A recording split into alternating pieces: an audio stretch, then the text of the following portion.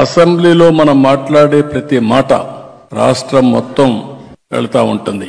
మొన్నటి వరకు మీరు చూస్తే అసెంబ్లీ ప్రొసీడింగ్స్ వస్తే టీవీ కట్ చేసేవాళ్ళు బూతులు వినలేక.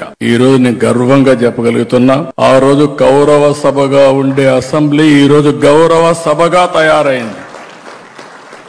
ప్రజలు కూడా మనల్ని ఫాలో అయ్యే పరిస్థితికి వచ్చారు. ప్రజలకు కావాల్సిన సమస్యల పరిష్కారం, ఒక పాజిటివ్ మెసేజ్ కావాలి. బూతులు తిట్టిన వాడికి ఆనందం గాని ప్రజలకు కాదని చెప్పి కూడా నేను మీకు తెలియజేస్తున్నా.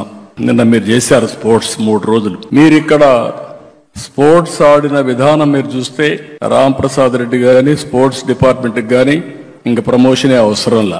ప్రతి ఒక్క ఎమ్మెల్యే ఈ విధంగా ఆడుతున్నాడు అని అనుకుంటే మనలో అభిమానించే ప్రజలు కూడా స్పోర్ట్స్ లో భాగస్వాములు అవుతారు. ప్రతి ఒక్కరు కూడా గుర్తుపెట్టుకోవాల్సిన అవసరం ఉంది.